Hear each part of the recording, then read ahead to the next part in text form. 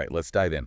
Today we're tackling Bigfoot. Oh, this is going to be good. We got a ton of stuff to look at, articles, research, even maybe some of your own notes. Sounds like we're going deep. We're going to explore how this whole legend is stuck around for so long. Centuries. What evidence is out there, or if there even any real evidence. The eternal question. And what this whole fascination says about, how we relate to this stuff we just don't understand. It's definitely not just about does Bigfoot exist. No way. It's so much bigger than that. It gets into the whole idea of, well, what we want to believe, Exactly. And just to make sure we're all starting on the same page. Baseline. When we say Bigfoot, what picture pops into your head? Big, hairy, walking on two legs. Lurking in the woods. Especially in the Pacific Northwest, right? Right. Now, the scientists, the majority of them anyway, The mainstream folks? they basically say Bigfoot, like the classic image we have, is probably a mix of things. Folklore, people mistaking something else for Bigfoot. And some good old-fashioned hoaxes. That's right. But that doesn't make it any less interesting to think about. No way. Why does this legend persist? Why are we still talking about Bigfoot even with zero concrete evidence? That's the thing. It says something about us, this need to believe in something beyond the everyday. We crave mystery. And this fascination, it goes way back. Long before blurry photos and shaky videos, there were already stories Whispers in the dark. about wild men lurking at the edges of where people lived. The bogeyman in the woods. Did you know that idea, the wild man? It pops up all over the world in so many different cultures. Oh yeah, it's a classic archetype. It represents everything we don't know, everything that's untamed and wild. Like a way to explain the stuff we can't explain. Exactly. For example, Native American cultures, long before the Bigfoot craze we know today, they already had their own versions. Different names, different stories, but the same basic idea. Like the Chemeques of the Lumi people. Or the Stiaha. Creatures used to, warn kids about the dangers of the forest. They stay close to home, or the wild man will get you. And even the Spanish explorers in California. They had their stories too. The Dark Watchers. Lurking in the hills. Sabuki. Rat. Super spooky. Adds to the whole mystery. And even in the early 1900s, there's J.W. Burns. Worked with the Stales Nation. And that's where the term Sasquatch probably comes from. Yeah. So we've got these old stories weaving through time. Thick threads connecting us to the past. But how did we go from ancient tales to the Bigfoot we picture today? Well, 1958, Humboldt County, California. A bulldozer operator, Jerry Crew, finds these massive footprints. And the media goes nuts. Headlines everywhere. People are eating it up. The birth of a modern legend. That's when a reporter, Andrew Genzoli, comes up with the name Bigfoot.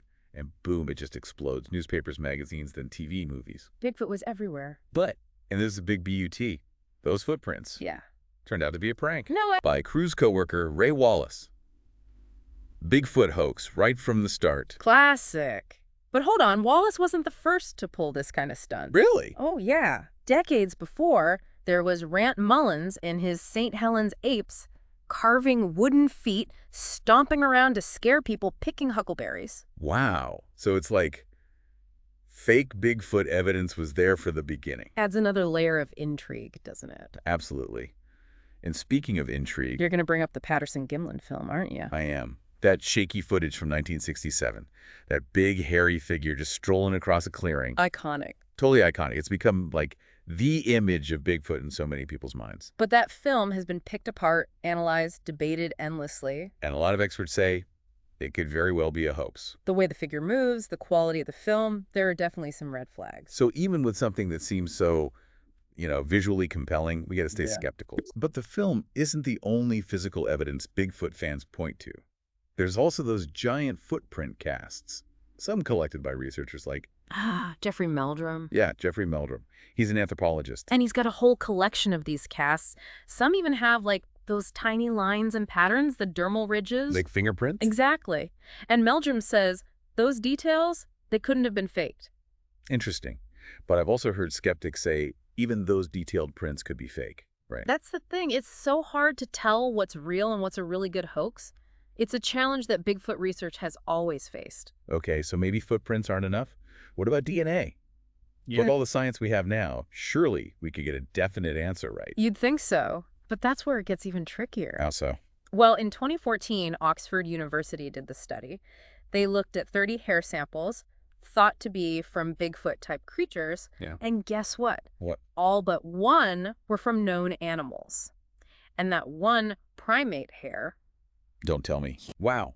So even with fancy DNA tests, we still haven't found that slam dunk proof. Not yet, anyway. So what are people seeing out there?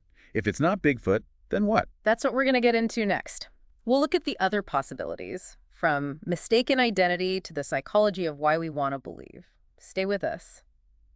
All right, so we're back. Before we get into the possible explanations for Bigfoot sightings, we got to talk about some of the wilder ideas out there. Yeah, the Bigfoot world definitely has its share of interesting theories. Oh, absolutely. Like the whole idea that Bigfoot is a descendant of Gigantopithecus. Again, what now? Gigantopithecus, this giant prehistoric ape, lived in Asia millions of years ago. Okay, I'm vaguely remembering that from like a dinosaur book or something. Right. So the theory goes Bigfoot is a surviving relative of this thing, a missing link in human evolution. Sounds kind of cool, actually. But isn't there some problems with that? Oh, yeah, tons. First off, no Gigantopithecus fossils in North America. So how'd it get here? Exactly. And the fossils we do have, mostly teeth and jaw bits, they suggest this thing walked on all fours. Not like the upright Bigfoot we picture? Nope. Plus, Gigantopithecus was huge like over 10 feet tall, over 1,000 pounds. So not exactly blending into the forest. Not very stealthy, no. Okay, so Gigantopithecus is out. What about other extinct hominids? Like, could Bigfoot be a Neanderthal or something? Another interesting idea, but again, the fossils don't back it up. No Neanderthal remains in the Americas. So no missing links, no ancient hominids. What about the really far out stuff I've heard? Like, Bigfoot is psychic, Bigfoot can teleport, Bigfoot is an alien. Right. Those are the theories that make you go, really?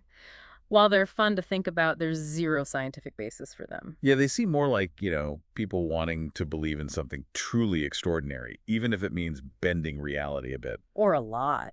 And we can't forget about the hoaxes. We already talked about Ray Wallace and his wooden footprints, but there have been plenty of others trying to fool everyone. Oh, yeah, like that Minnesota Iceman thing from the 60s. That frozen, hairy creature. Yeah. Turned out to be a fake. A latex model. And it even went on tour. Total fake Bigfoot roadshow. And then there was Rick Dyer, claimed he killed Bigfoot in Texas. Took a fake body on tour, too. Wow. So it's like, for some people, the fame or the money is more important than, actually finding the truth. Sad but true. And these hoaxes, even when they're exposed, they damage the whole field of Bigfoot research. Makes it harder for people to take it seriously. For sure. That makes you wonder, why would someone go through all that effort just to trick people? It's a good question. Some folks, maybe they crave attention or they're trying to make a buck. Others, maybe they genuinely believe they're contributing to some big discovery, even if their methods are totally wrong. I guess it shows how powerful this idea of Bigfoot is, that people are willing to go to such lengths to, be a part of it, even if it means faking stuff. Absolutely. It's important to remember, though, not every Bigfoot sighting is a hoax. Right. Not everyone who says they saw something is trying to pull one over on us. Exactly. Lots of people genuinely believe they encountered something strange, something unknown, and their experiences deserve to be heard, even if we approach them with healthy skepticism. Definitely. And sometimes it might just be a case of mistaken identity. We mentioned bears before, but there are other animals that could be mistaken for Bigfoot, especially in dim light or thick woods. Oh yeah, deer, elk, even big dogs. They can look pretty strange under the right conditions. And our brains are wired to see patterns, even when they're not really there. Especially if you're already expecting to see Bigfoot, you might interpret something totally normal as, evidence. The power of suggestion. And it can work both ways. If you're convinced Bigfoot doesn't exist, you might dismiss something that could actually be interesting. Okay, so we've got misidentification, hoaxes, wishful thinking. What about those footprint casts? Are any of those actually compelling? Some are definitely intriguing. Like we mentioned earlier, Jeffrey Meldrum, he's documented some casts with details that are hard to explain away as simple fakes. Those dermal ridges, the pressure points. It suggests something big and heavy and something we haven't identified yet. But then again, even those detailed prints could be faked, right? So it goes back to, how do we know for sure? That's the million-dollar question. It's been the challenge for Bigfoot research forever. All right, so footprints are tricky. What about other physical evidence? Hair samples, tissue, anything like that? Have any of those given us a definitive answer? Nope. Despite all the claims, nothing's held up to scientific scrutiny. That Oxford study we talked about earlier, it debunked a whole bunch of supposed Bigfoot hair. So no smoking gun. Does that mean the search for Bigfoot is over? A dead end? Not necessarily. Just because we haven't found definitive proof doesn't mean it doesn't exist. Right, just means we haven't found it yet. Exactly. There are still vast areas of wilderness, especially in North America, that are barely explored. It's totally possible that something like Bigfoot could be out there, just really good at hiding. So there's still hope for the believers. But if Bigfoot is out there, how has it managed to stay hidden for so long? That's what keeps the theories coming. Some researchers think Bigfoot might be nocturnal. Active at night, harder to spot. Makes sense, but isn't that kind of weird for a primate? Aren't most of them, like us, active during the day? Yeah, it does seem odd. But some folks suggest that Bigfoot might have adapted to being nocturnal, as a way to avoid humans and predators. So basically evolved to be super stealthy, Exactly. And there's also the idea that Bigfoot might be incredibly intelligent. like smarter than we give it credit for. Right, like it knows its environment perfectly, can anticipate human movements, almost like it has a sixth sense. I've heard stories about that, how Bigfoot seems to know what people are going to do before they do it. That kind of awareness could explain why it's so hard to catch on camera or track down. Always one step ahead. So a combination of intelligence, stealth, maybe even a bit of, like, supernatural cunning. Who knows? And then there's the possibility that Bigfoot is intentionally messing with us. Like leaving fake trails or making weird noises to throw us off. Exactly, like it's playing a game of hide and seek and it's winning. But if it's so good at hiding, why are there any sightings at all? Some folks think the sightings we do have are just accidental glimpses, like Bigfoot slips up for a second or is forced into a more open area for some reason. It's like catching a ghost, right? Yeah. You see it for a fleeting moment and then it's gone. But beyond these glimpses and all these theories, there are people who've devoted their lives to finding Bigfoot. Yeah, the dedicated researchers, the Bigfooters, the Squatchers, they go out there, face the elements, the skepticism, even ridicule, all because they believe. So what keeps them going? What motivates these people to keep searching, even when there's so little hard evidence? That's what we're going to explore next. Welcome back to the Bigfoot Deep Dive. We've gone from ancient stories, hoaxes, footprints, DNA. We even talked about why Bigfoot might be so good at hiding if its eye threat's out there. A lot of ground to cover. For sure. But now I want to focus on the people behind the legend, the ones who are out there actually looking for Bigfoot. The dedicated searchers, the believers. These are the Bigfooters, the Squatchers. They're spending their time, their energy, sometimes even their money, all to find this creature. And they face a lot of skepticism, even ridicule. Absolutely. Yeah. So what keeps them going? What motivates someone to dedicate themselves to this, even with so little hard evidence? I think it's a few things. For some, it's a genuine belief. They really think Bigfoot exists. Based on, Could be personal experiences, or maybe they've heard really compelling eyewitness accounts. like, stories that are just too detailed, too convincing to be made up. Right. Or maybe it's just a deep connection to nature, to the idea that there are still mysteries out there, things we haven't figured out yet. I get that.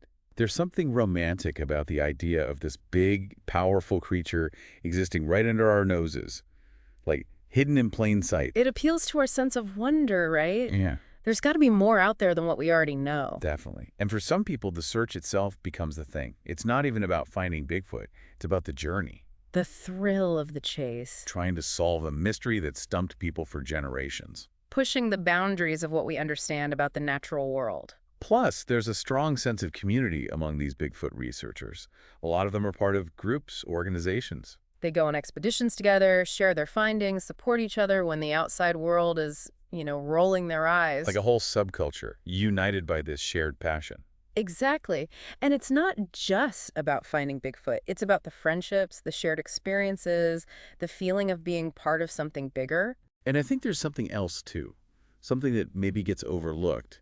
It's about the connection to nature. Oh yeah, these Bigfooters, they spend a ton of time in the wilderness. Observing wildlife, learning about the ecosystem, they develop a real respect for the natural world. They become protectors of those wild places where Bigfoot might live. So in a way, the search for this creature becomes tied to something even bigger. It's about appreciating and preserving the environment. Absolutely. And even if they never find Bigfoot, they've gained something from the search.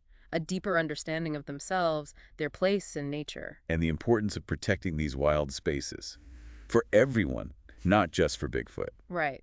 It's a reminder that sometimes the journey, the process of searching, is just as important as actually finding what you're looking for. It all comes back to what we talked about at the beginning, this Bigfoot thing. It's not just about a creature. It's about our fascination with the unknown, the limits of science, how we relate to the natural world. It's about so much more. We've covered a lot in this deep dive.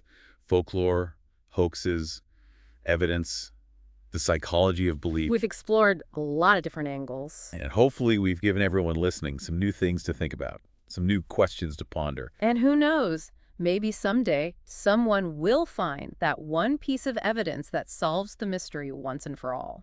Until then, the search goes on, driven by curiosity, passion, and that sense of wonder that reminds us there's still so much out there to discover. And that's a good thing, right? Absolutely.